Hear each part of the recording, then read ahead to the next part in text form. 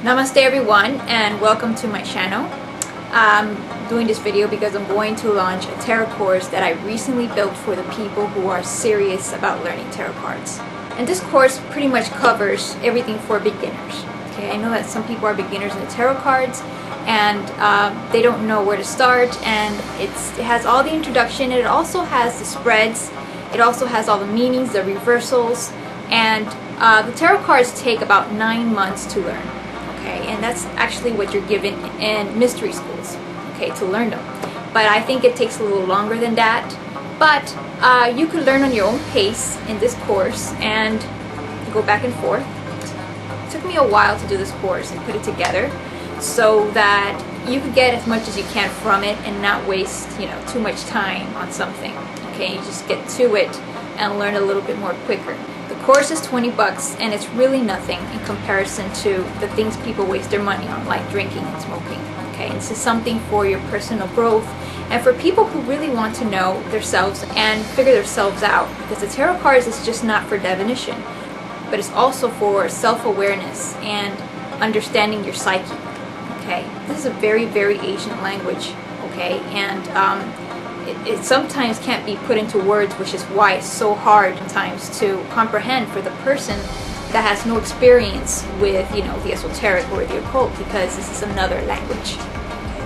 So I'm also going to be teaching love spreads for those of you who are in relationships or dating and you want to know more about that other person.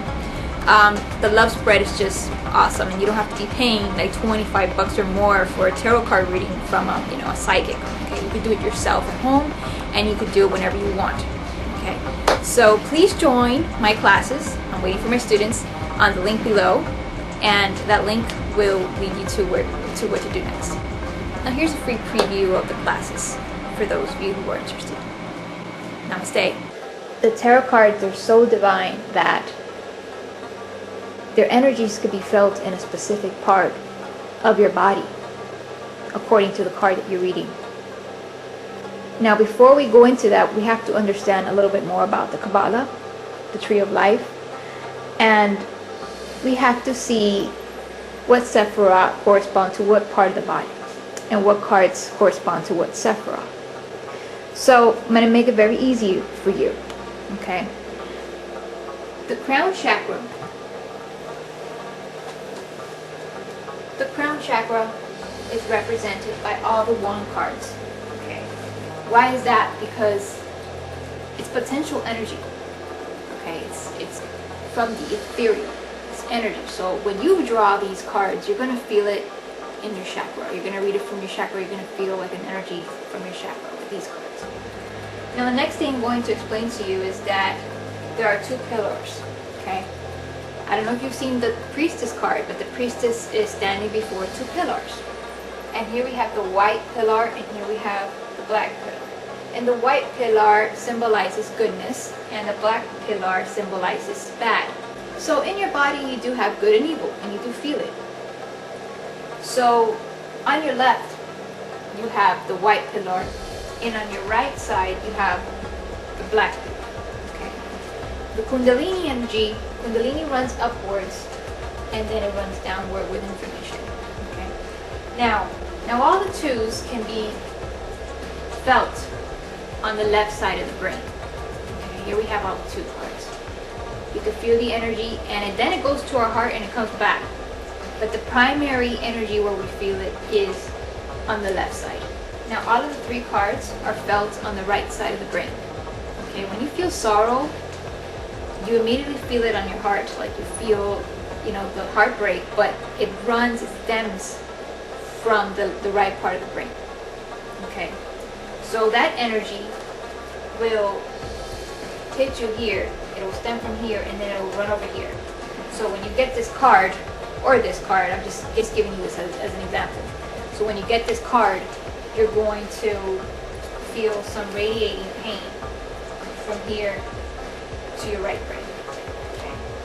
Daath is a path that is hidden in the Tree of Life. And why is that? Because they don't want you to know about knowledge. And Daath symbolizes knowledge of yourself, your ego. Okay. And I put all the court cards here because it takes a lifetime to build an ego. It takes a situation to build an ego, to build an archetype, to build a prototype. So I decided to put all of the court cards here, okay, to represent that. The court cards we know are very complex because they are made out of two elements, one primary element and one sub-element, okay? Now, on the left shoulder, we feel the four cards, okay? We will feel these. If we ever feel like we're not content or everything falls below expectation, for example, the Four of Cups, we will get a radiating feeling from our left shoulder, okay? Our right shoulder, the fives. Okay, if we're striving and we're arguing, we're like in obstacle mode, okay, we will feel that radiating energy from our right shoulder. Then we have the heart chakra, right here. So notice how there isn't a third eye chakra. Like, the throat chakra and the third eye chakra is kind of like in one here, okay? It's represented by one chakra. And the heart chakra is in the center. It's represented by the sun in the center, okay? It's a parrot. But here we have all the sixes, okay? When we feel victory, we feel in the middle of the chest. When we feel pleasure or feeling memories from the past, you know, tender memories from the past, we feel in the middle of the chest, okay? Now we're going to cover the solar plexus. Now these two pillars cover the solar plexus. And the sevens cover the left solar plexus. The left solar plexus. And we have here Seven of Wands, okay? This is a good example of the feeling of fighting, okay? That energy rushes, that adrenaline rush that we get in the solar plexus when it's activated. Okay, so you can see that these cards are all, you know, seven related. They're all solar plexus related, okay? Here we have the eights, okay? There's another solar plexus card. When you're blunt and you're going to stand up for your truth, you feel it right there in the right side of your solar plexus, okay? When you feel interference, something interfering, when you're doing something, a project, you feel that energy there. When you have abandoned something or lost interest, you feel that sap of energy in your solar plexus. See? You get my drift?